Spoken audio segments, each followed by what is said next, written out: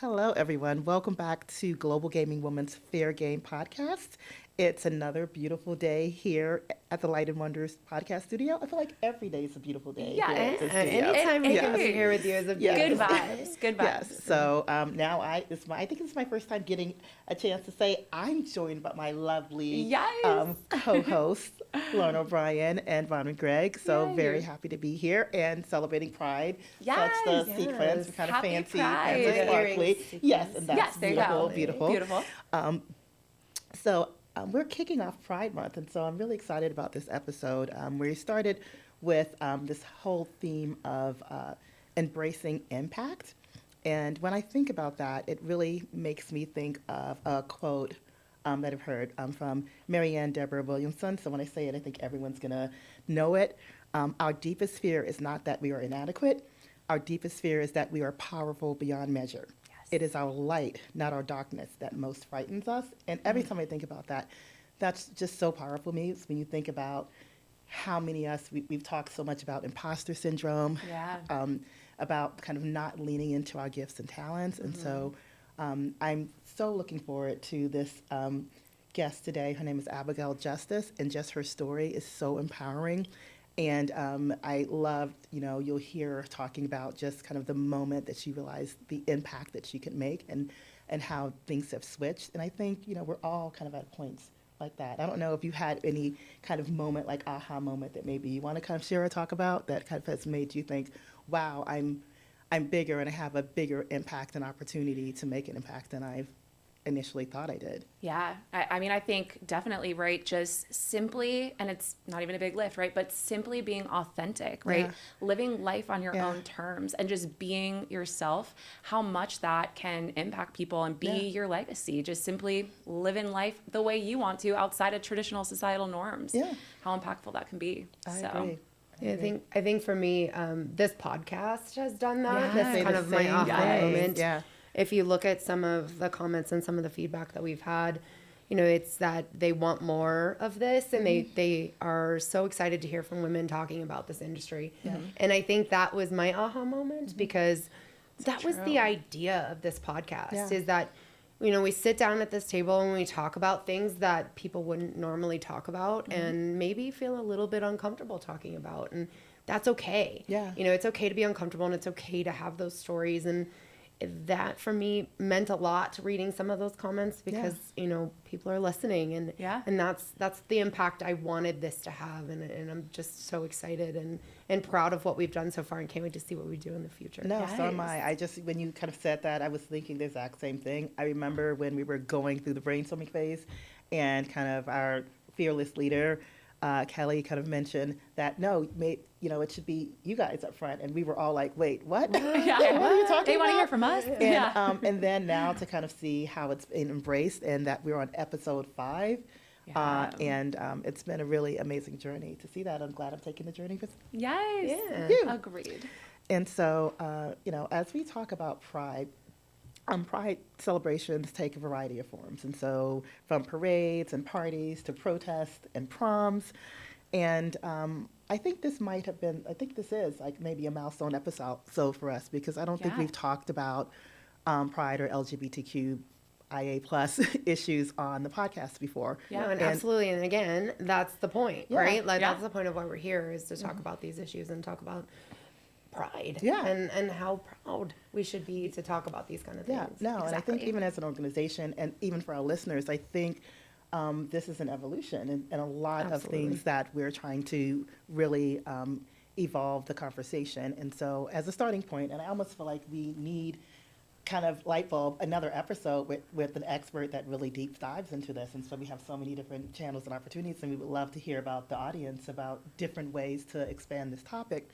But just as a starting point for what we're doing today, really just talking about the acronym. So LGBTIQA+. And so really as a baseline for some of these conversations, because I think a lot of listeners may have heard all of the acronyms and saying, what is this? What does this mean? And really just kind of doing a baseline understanding of that. So each letter stands for a specific community. So lesbian, gay, bisexual, transgender, intersex, queer, questioning, and asexual. And the plus really holds space for expanding and new understanding of different parts of a very diverse gender and sexual identities. And so this is something that I think we're all learning, and it's going to process that, hopefully we can learn together. But I think the biggest thing is leaning in and being open to having the conversation and open to having the understanding. And I think, when you hear kind of Abigail's story and just her perspective, I think that's the first step in hopefully kind of a longstanding conversation that we have about this topic. Yeah, I can't wait to hear her story. Yeah. And I think this education of this is so important. Yeah. So thank you for sharing that. No, absolutely do that. And I actually want to kind of lean into you, Bronwyn, because Yeah. I know you have a very interesting perspective on this in terms of your kind of life and how kind of you're raised. And so I'd love to, Yeah. for you to share. You've talked about it a little bit before, but I think this is the perfect opportunity to. Absolutely. Yeah. Agreed.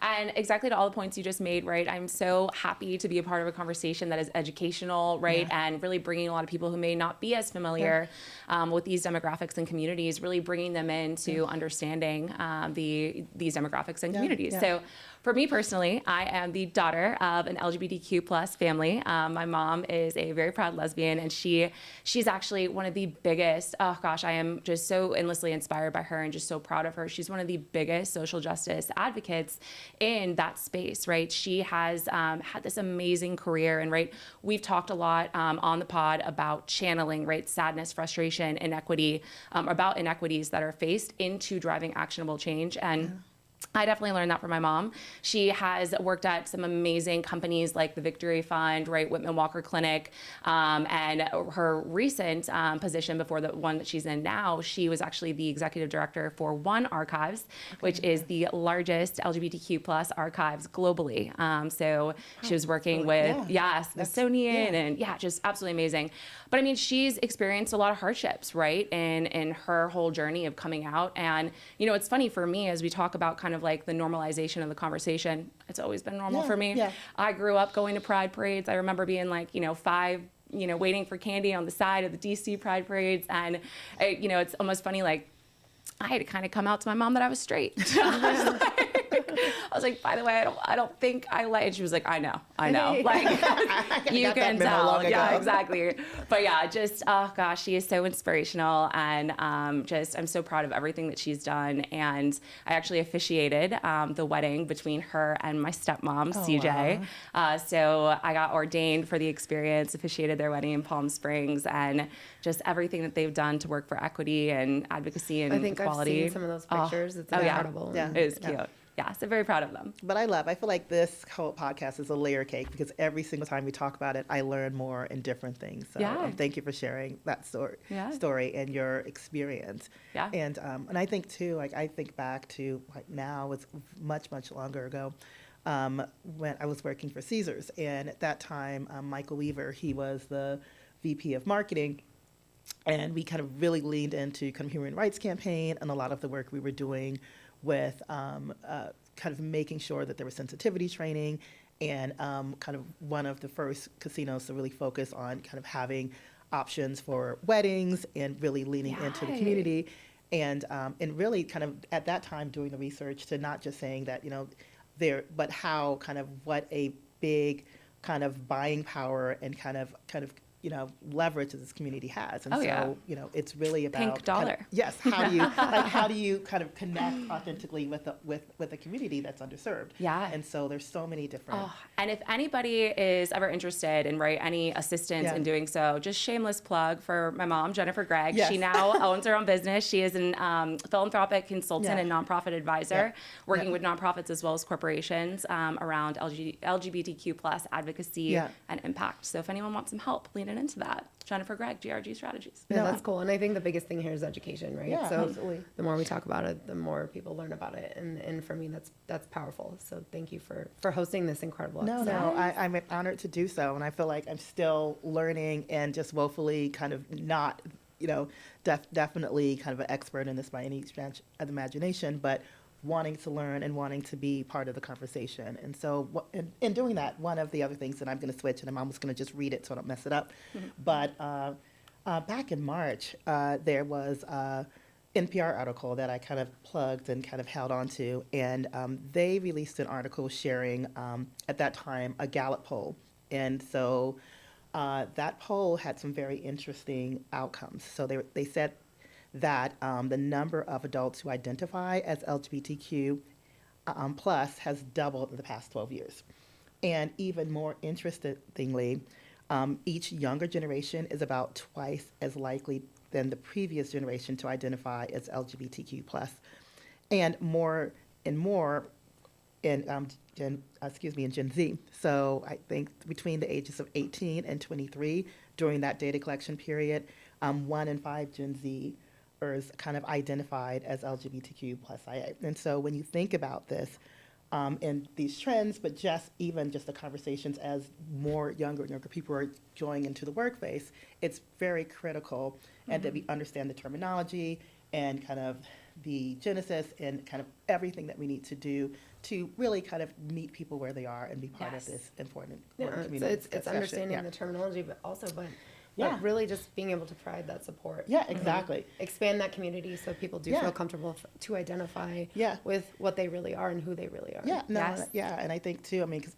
it's so funny, I remembered, and this is kind of sidebar because I want to definitely get into meeting Abigail, but I remember when I first put my pronouns on my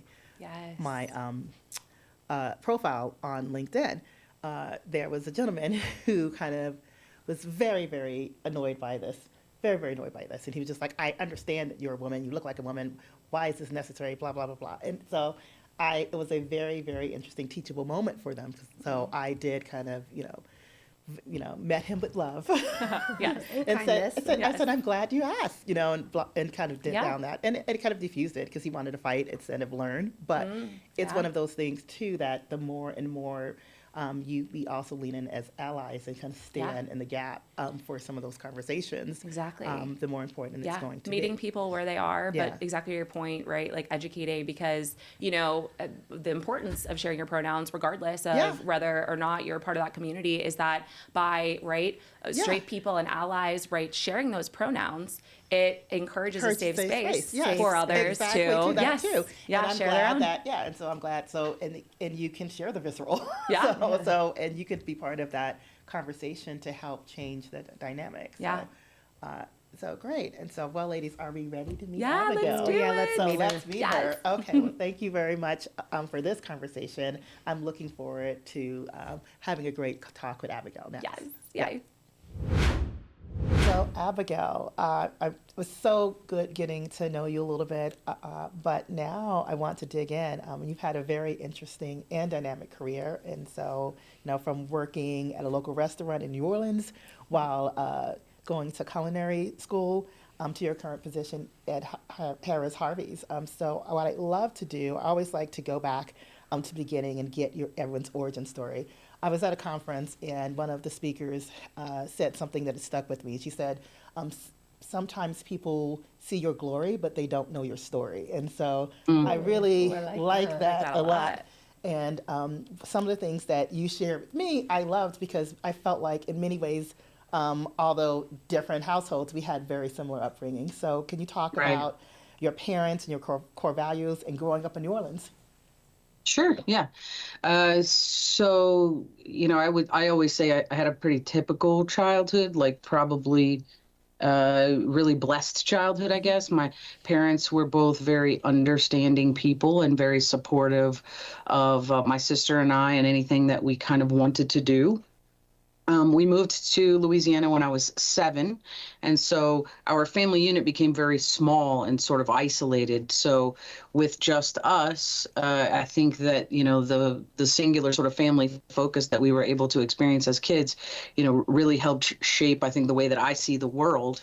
As we were, discussing, I've never really seen myself as an outsider in any situation.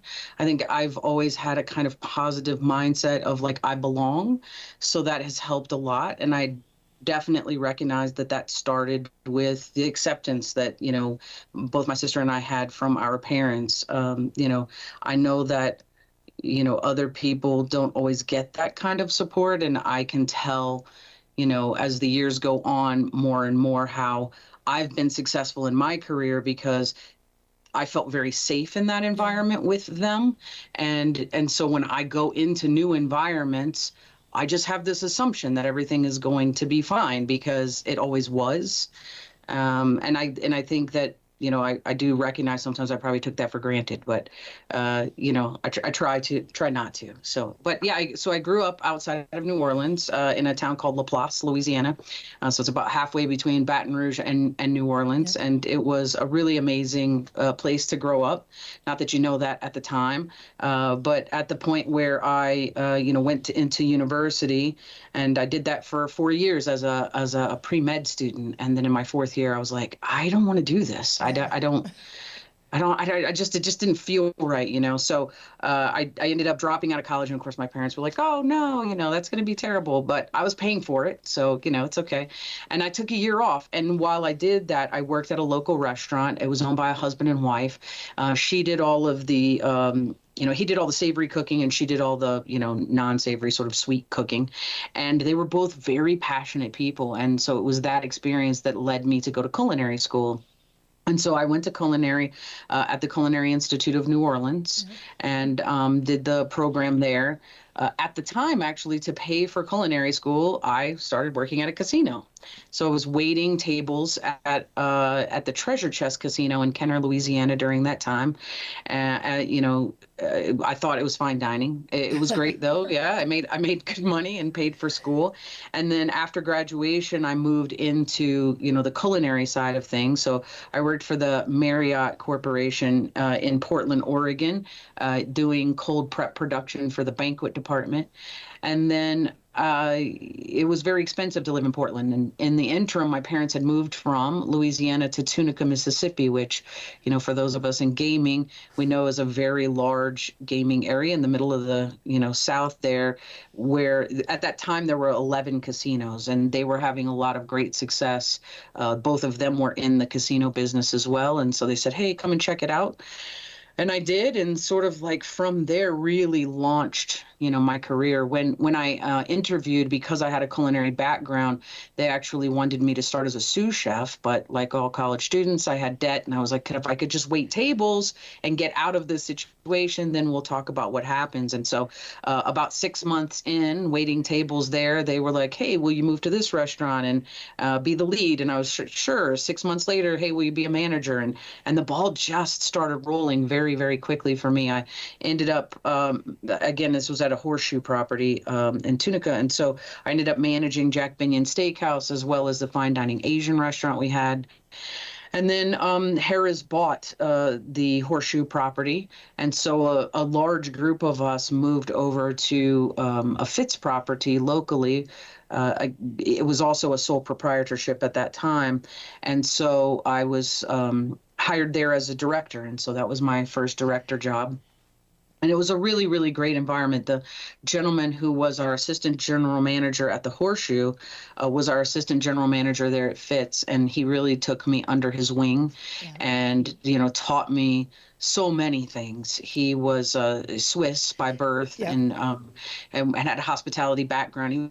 He was a very, very tough man. And I think we talked about this before, definitely one of your mentors. And kind of I liked when you kind of talk about the parallel between just your upbringing and the things that you were passionate about, and maybe even the parallels of kind of your father's personality and how that there were a little bit of similarities between there. So I'd love for you to talk about him and kind of you had two mentors, one that seemed like was more on the casino ops side and the other one that was more on food and beverage. And so maybe you talk about like how their influence really shaped how you move forward.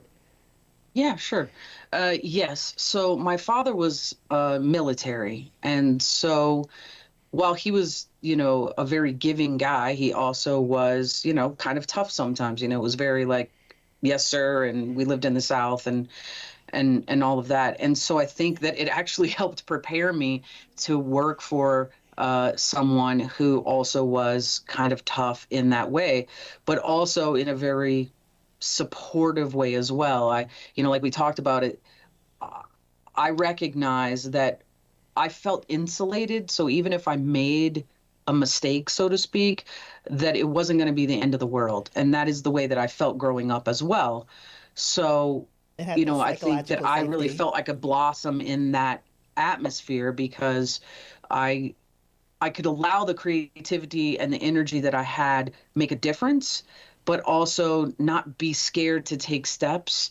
And he, as I said, he was a very tough guy, but he was a great guy. He would call me like, "Oh, where are you at? The building is on fire. Get down here right now!" And I would literally run from my office, It sounds like he and was I so and I would get there dynamic. like Yeah. out of breath, and he was like, "Why do you have me standing here waiting so long?" And so while he was joking, it also was, a bit of a, trial by fire Yeah. kind of thing. So it was a great first Yeah. step for me. Yeah. And so, I mean, I think I loved kind of hearing about like how all of these experiences, including your passion for food and beverage and your passion for cooking, how that kind of the genesis of that with your grandmother and your mother and your father being a grill master. Talk about that and talk about some of the things that kind of why did you find such kind of comfort and safety in food? Okay.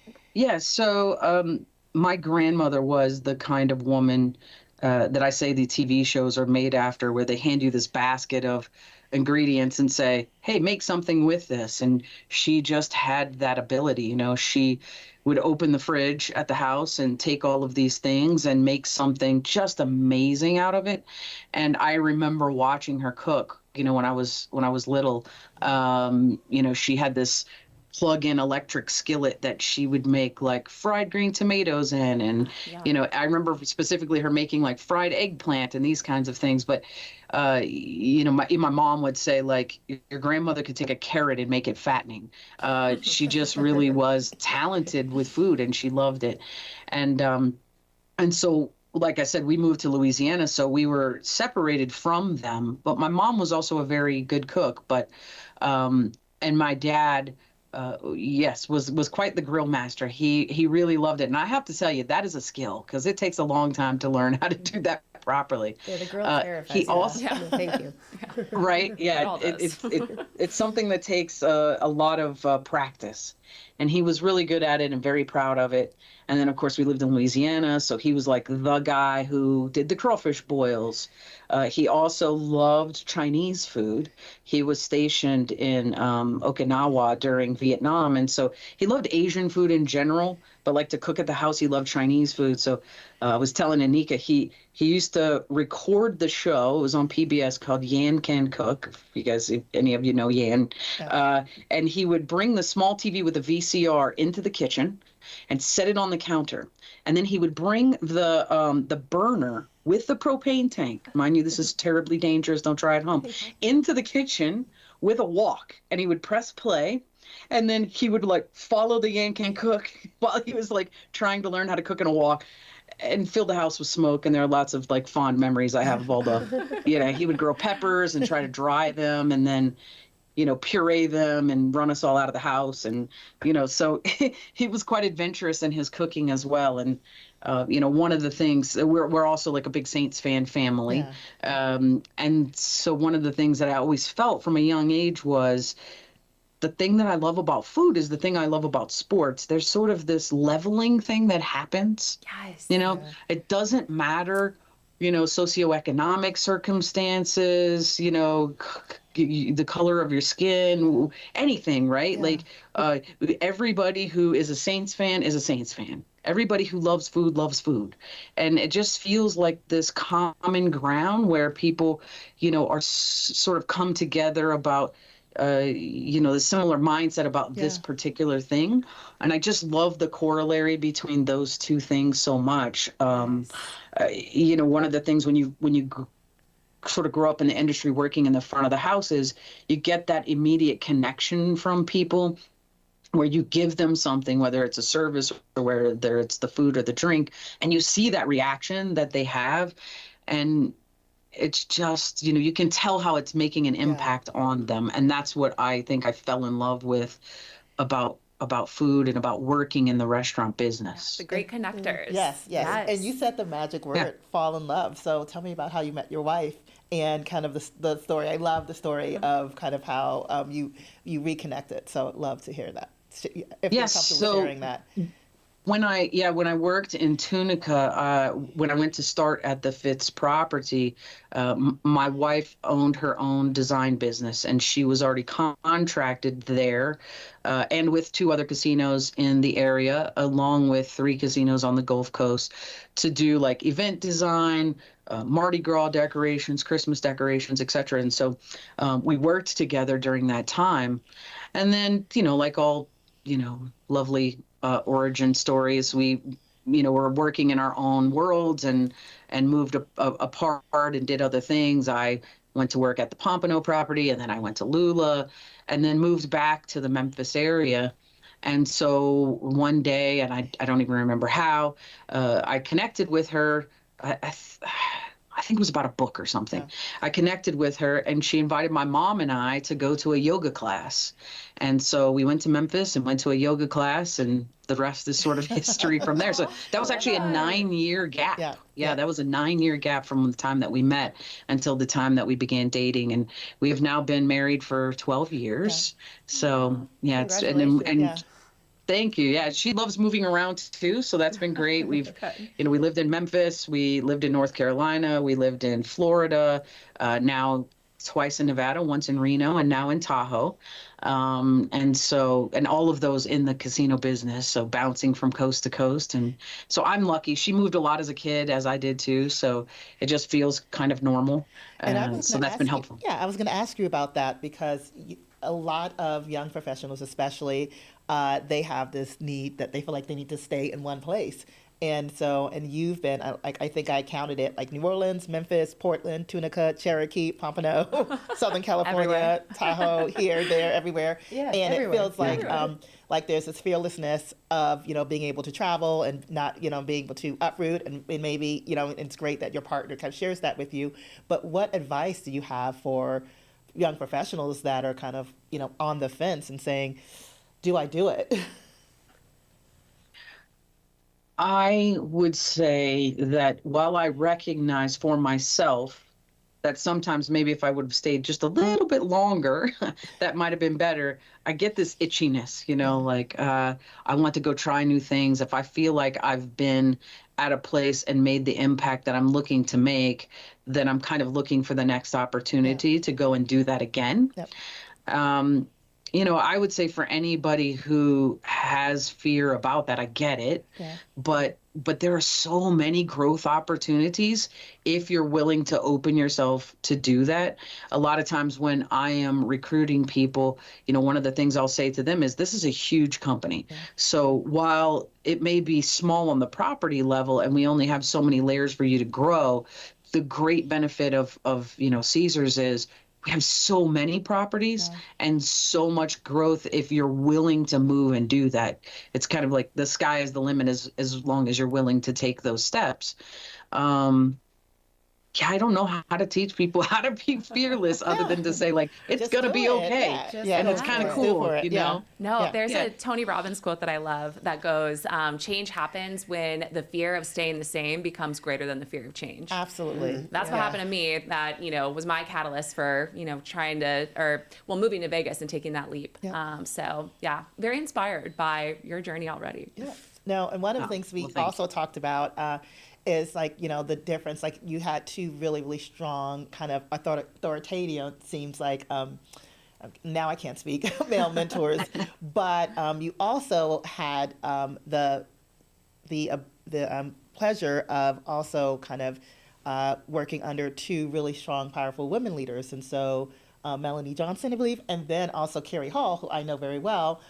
So can you talk about the differences between having those different types of leaders, but also it feels like the one common thread is this idea of psychological safety and still having that thing that you have a comfort that you can succeed and you don't, and they're going to catch you if you fall. So that's what from some of the things that you shared with me, that's what it seems. But I'd love to hear from you and get your perspective. Yeah. It's really interesting because my mom was definitely the softer of my 2 parents. As I said, my dad was the kind of guy who would give you the shirt off his back, but he was very, tough in other ways. And so I think that when I got that kind of similar feedback from my male mentors, it just felt very natural. Yeah. And so working for a female leader, the most impactful person in my life in that regard was my mom. And so I would be honest in saying, and I think Melanie Johnson would absolutely agree with this, she is a tough lady. And so it took me a little while, to be honest, to get used to that, to have, and I was still, kind of young, and to say that this isn't judgment, right? Which is, when you, like, I adore my mom, and so I always wanted to do better, do well for whatever her expectations were. And so I think at first, working for, Melanie, I sort of was stuck in that for a little while. I think one of the barriers that I personally had to break was within myself, to understand that this feedback from another female wasn't meant in a derisive way. It wasn't meant to break me down. It was just very interesting for me to see, being that leader from a different perspective. And so it was a really great learning experience. And she is a very, very smart lady. She's has a finance background, and I really enjoyed working with her. And then, so fast forward, I've been here now 4 months, and Carrie Hall is our general manager here. And Carrie has a very, very different style, than Melanie did. And I haven't been here long, but it's really been very, very impactful already to me. As a person who bounces around and doesn't mind moving, I actually, and it's not just Lake Tahoe, because it's beautiful and who wants to leave, but I appreciate the culture that's here at the property. And I know, having worked at so many properties, that's absolutely a top-down mentality that then spreads across everyone else. And so, it's really interesting to look at it now, to work for another female leader, but to have that safety that we talked about, to feel like, it's okay to make mistakes, but all the energy that I have, all the creativity that I want to express, she's here supporting that, not just for me, obviously, but for everyone. Yep. No, and so with this being Pride Month, one of the things I want to talk about is that you shared, I think when you were in Southern California, that was like one of your aha moments, kind of. Can you talk about your experience there and how that experience impacted you and kind of what you learned? Yes. So like I started out, I think that because of my upbringing, I never thought about, like, well, really truly, what are the things that make me different as a person? I think I always think about things like what makes me different as a leader. And I have, the things I push myself to do better, those kind of things. But just as a person who exists and goes and works somewhere, and happens to be a woman and happens to be gay, I never thought about it. And so, yes, that aha moment for me was going to work at the Southern California property and finding that on the executive team, which is not a huge group of people. The Southern California property is a small property. I think there were 13 of us, and 4 of us were gay. So that was really like the first time I ever looked around the room and thought oh, well, this is kind of interesting, And as I was thinking about, reflecting on our conversation last night, I was thinking, I think all of them probably looked at themselves very similarly to how I look at myself, which is, just happens to be a part of who I am. But there was this comfort in being in that group. And I never realized that it was something that could be so impactful to my daily experience. The property at one point, in celebration of Pride, did this video series where they interviewed not just the leaders of the property, but also teammates. And I remember going back and watching that video and thinking, oh man, seeing these teammates and how proud, I felt emotional for a second, and how proud they were to work at this place that supported, who they were, made me realize that I have a greater impact than I had ever thought about. Yeah. Just like maybe 1 year later, there was a young lady who came and worked in our department from another department, and she too was gay. And I remember for the first time thinking, like, I need to do something different, right? I need to, you know, I'm stumbling a little, but I guess I never really thought about before that not only would someone be looking at me like, what is this person demonstrating a leader means, and what parts of how they lead do I want to take on? But like that this person represents somebody who is also gay, and how that has a greater impact on who we are as this leader.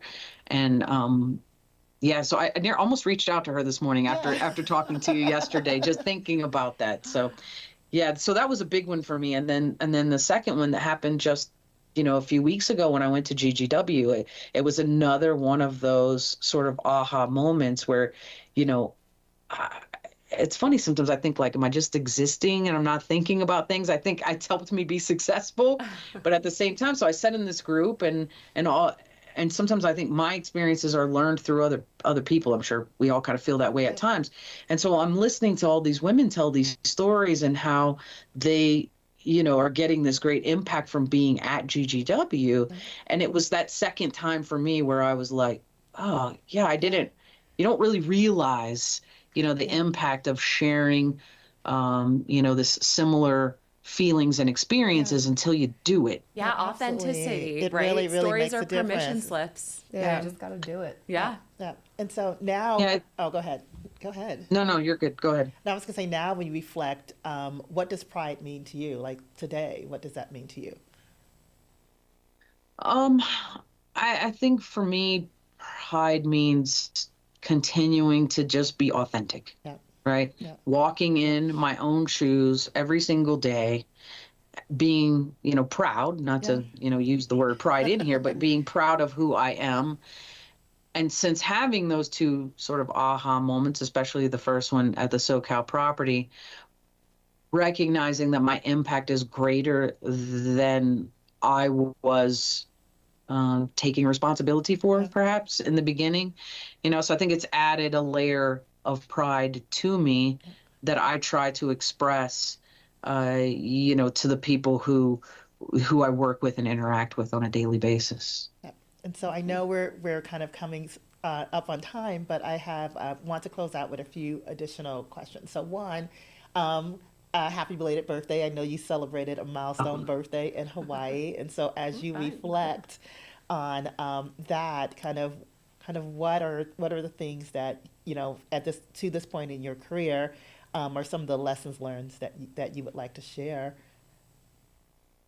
Yeah, so I do this thing. It's become a joke around here where I do measure these milestones. So yes, so for my 50th birthday, there was definitely reflection. To speak to the first one, when I was here for 90 days, I walked into Carrie's Hall's office and I said, hey, it's my 90th day. She was like, so what does that mean? It's not the end of the day yet.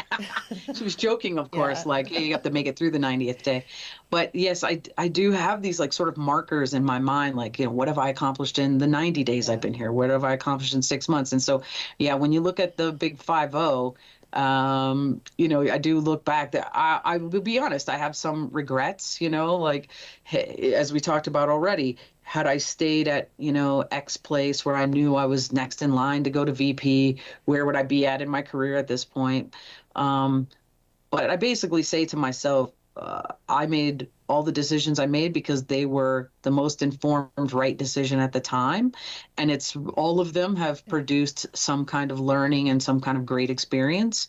So, I think, Heather, my wife, would agree wholeheartedly that although 50 years, is a great point of reflection, I think we both feel we're at a really great point in our lives and in our relationship.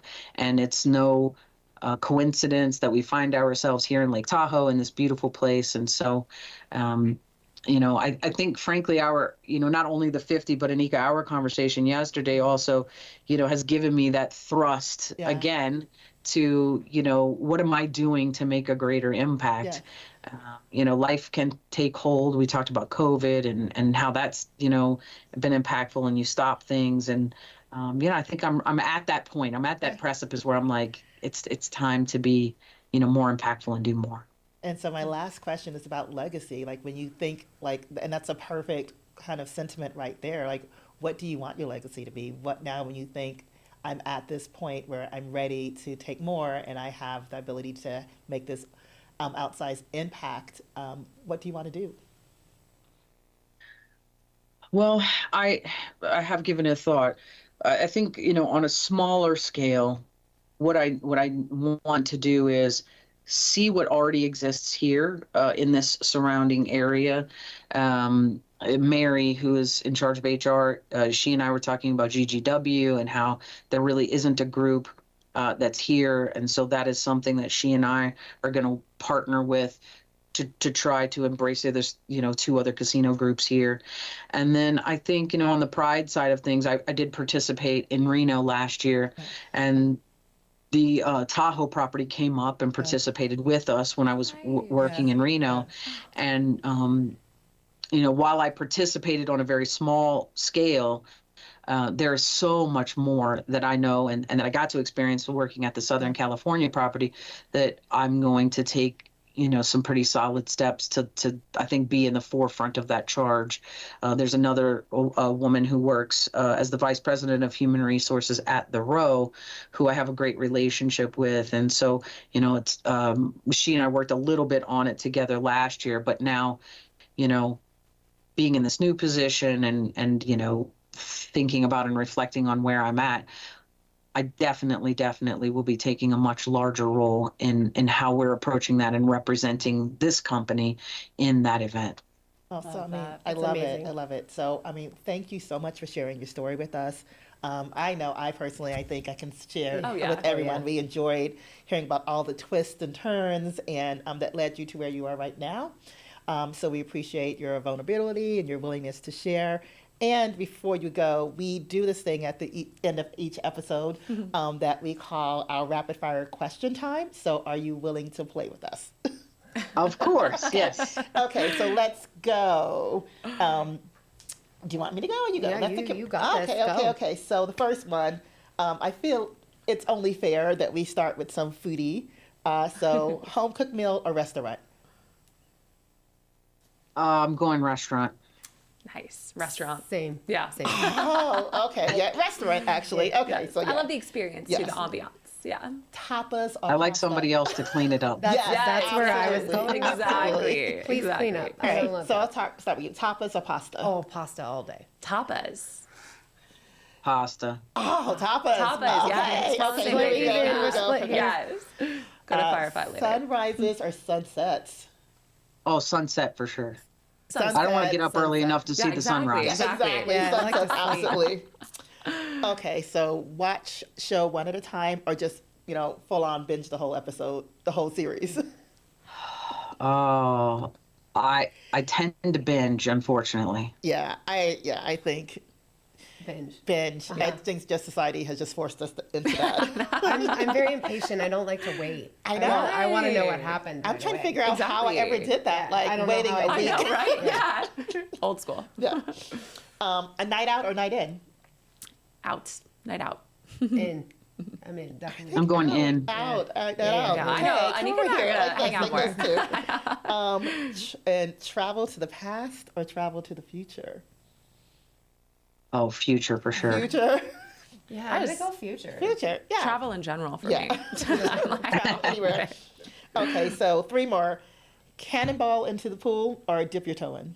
So are you going? Oh, cannonball. Cannonball. Straight in. I'm not a great swimmer, so tiptoe. I'm going to go cannonball. See the way It's a lot more fun. the way my corporation is set up.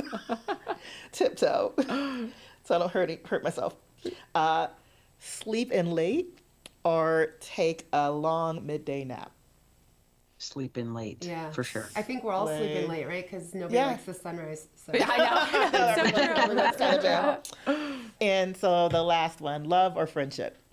Both. Friendship is love. Yeah. Exactly. Love is Exactly. friendship. That's a good one. I like It's a it. great question. Yes. Good. I love my friends. So absolutely. So, well, Abigail, thank you so much for joining us. This has been truly our honor and a pleasure, and wish you much success. And Harvey's and Harris Tahoe, please give Carrie Hall our best. And thank you for everything. Thank Yes. you. Thank you All so right. Thank you, much. ladies. All right. Happy Bye. Pride. Happy Pride. Thank you. All right. Bye. Wow, so how fun was that rapid fire session? That was a lot of fun. So kind of, I'm thinking back, and so one of the things I really loved about Abigail's session was really kind of talking about kind of how her parents at the beginning created a safe space Yes. for her and for her sister. And I feel like that's a recurring theme around that table. I know that my Yeah. parents did that for me. Whenever I hear you talk about just kind of your family unit and just that support system, it resonates just in your energy. I know you as a mom, and kind of that's something that you're very, very proud of and focused on doing. So I like that kind of seeing firsthand kind of the protective cloak that does that kind of puts on you.